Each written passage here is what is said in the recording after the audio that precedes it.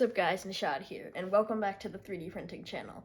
Today we have part 2 of the Lithophane, and this time it's in a Lithophane light box.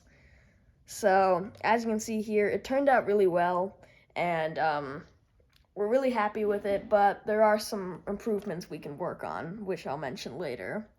So, to start off with how we designed this, we obviously first needed a good light.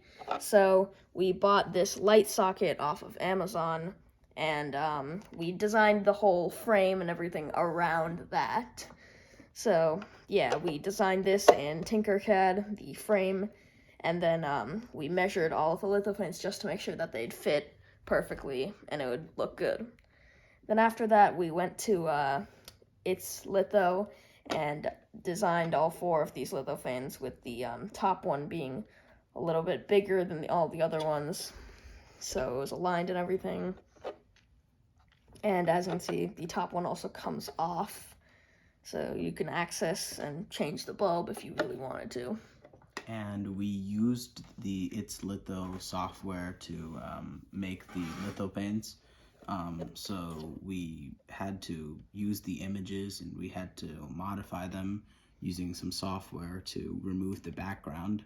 And the reason because of that is because sometimes there'll be something like a chandelier or a lamp or some sort of something in the background, and that can mess it up. So we used a software to make the whole background white.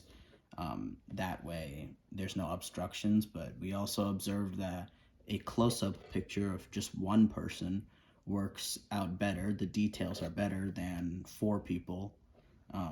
So we also noticed that. And as a reminder, you need to use 100% infill on the print, and it has to be white. So this is the Sunlu Cool White PLA that we used.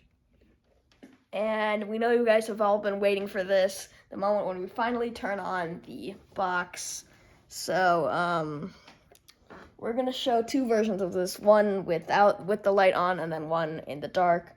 So, as you can see here, it looks really nice. You get a lot of the details and a lot of the facial expressions and stuff.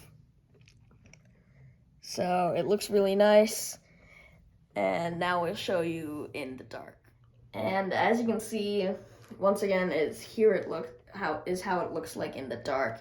And once again, those facial expressions and all the little details and bits of hair really shine in the dark compared to the light. However, it's still visible when you have lights on.